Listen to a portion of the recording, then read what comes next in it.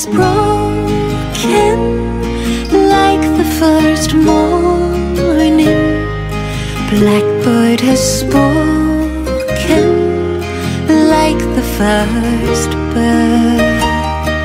Praise for the singing, praise for the morning, praise for the springing, fresh from the world.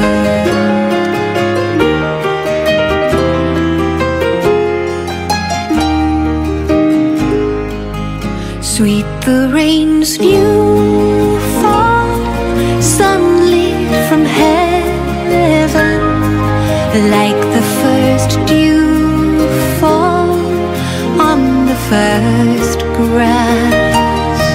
Praise for the sweetness of the wet garden, sprung in completeness where his feet pass.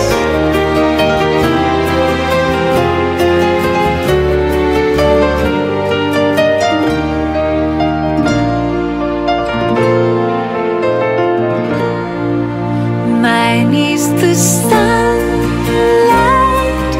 mine is the morning, born of the one light, Eden's soft play.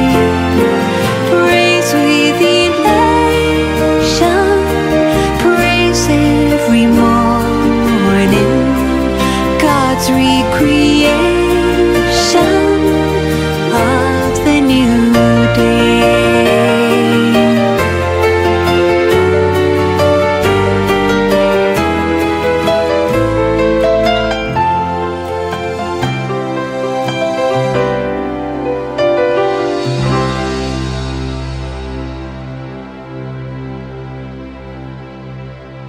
Magandang umaga po sa ating lahat and welcome again dito sa aming prayer covenant na ginagawa sa St. Paul tuwing umaga alas 6 ng umaga, Linggo hanggang Sabado.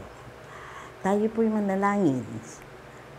Aming Ama, nagpapasalamat kami, Panginoon, sa iyong patnubay sa buong magdamag, O Lord.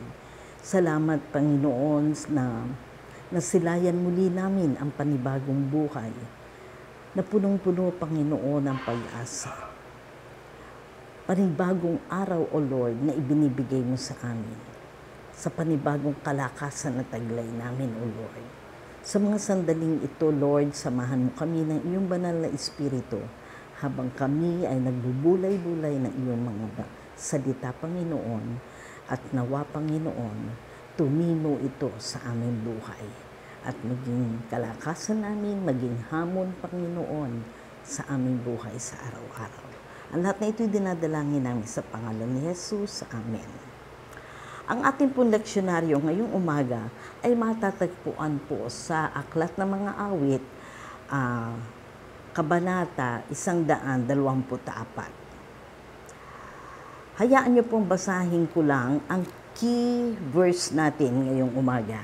And it is verse 1. Ang sabi dito, if the Lord had not been on our side, let Israel say.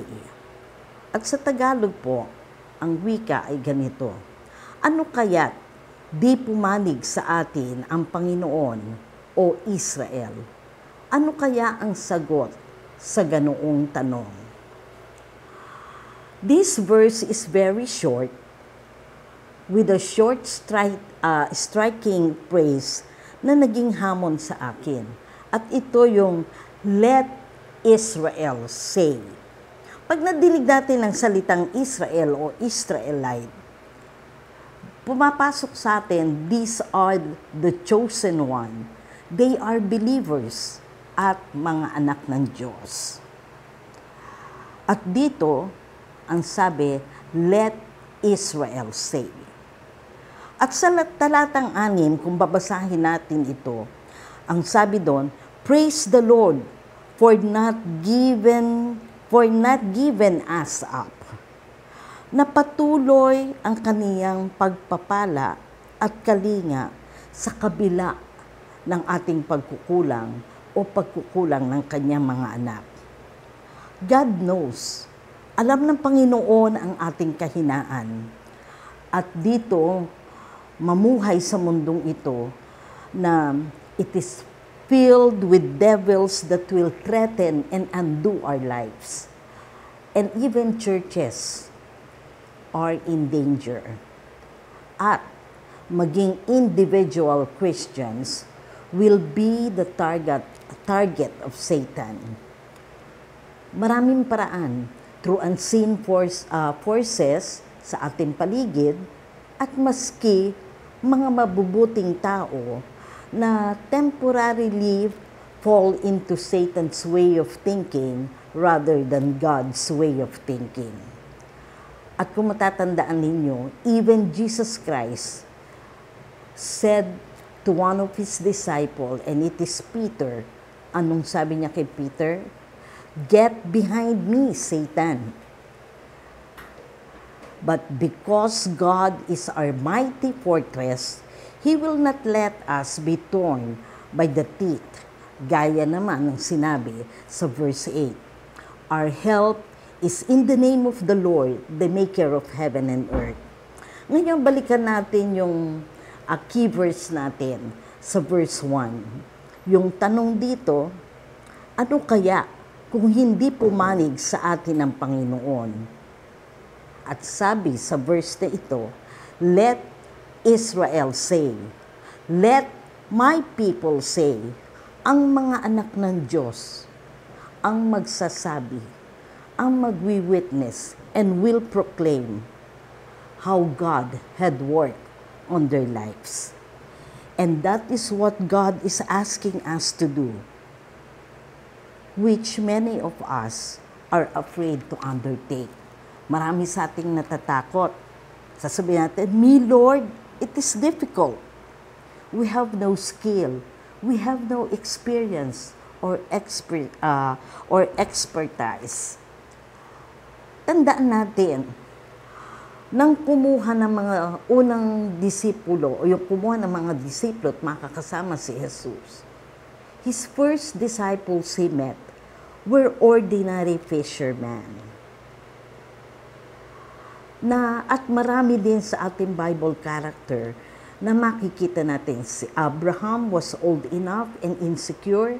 Joseph was abused. Thomas was a doubtful disciple. And Naomi was a widow. Alam ninyo, even today, we could be an ordinary wife o nanay, but we can shepherd o mapapastol natin ang ating mga anak. Be a shepherd of young lives. A teacher. Then, be your student mentor. If you're a businessman or a leader, be an spiritual leader. At kung may mga kaibigan ka na alam mo may problema, you can intercede sa kanila. God is asking us to help. Sa message nga ni Pastor last Sunday, si Pastor Lars, ang sabi, it was all about the light. At tayo na nakasumpong ng liwanag na ito, huwag natin daw ito ikubli o itago. Ihayag natin ang kabutihan ng Diyos to the less fortunate people who don't know Him and have no personal knowledge of who our God is.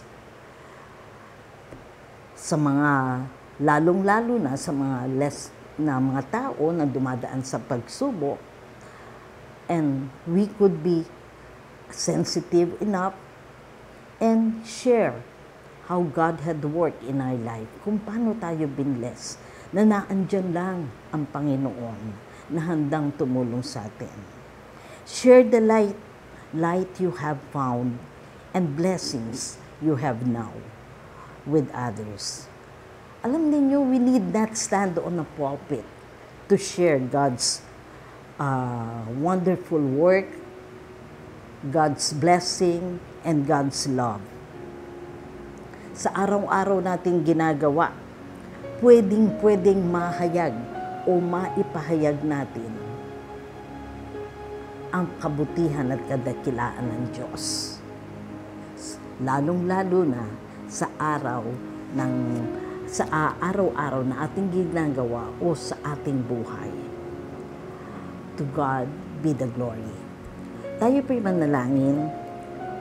Lord God, thanks sa mga biyaya ng buhay ng mga pagpapalang walang sawa mong ipinagkakaloob sa amin. Sa kabila ng aming pagkukulang, Lord, patuloy kang naandyan. Lord, give us wisdom, O Lord, para mapaalalahanan kami na sa lahat ng iyong ginagawa sa amin sa buhay namin, O Lord, dumaan man kami sa aming kahinaan, Panginoon. Patuloy mo kaming hinahaon sa aming kalagayan, O Lord. Pinagpapala. Lord, tulungan mo kaming mga anak mo na magamit, Panginoon, at makapaghatid ng pagpapala sa iba. Ma-share namin, Panginoon, ang mga magagandang ginawa mo sa aming buhay. Kaya namin napapagtagumpayan, Panginoon, kung anumang mga pagsubok, O Lord, o ang aming pinagdadaanan, O Lord. Lord, yung kalinga mo na ginawa sa amin, O Lord, ay ma-share din namin, Panginoon, sa aming kapwa. Sa aming buhay, O Lord, tulungan mo kami. Samahan mo kami lagi ng iyong Espiritu, O Lord.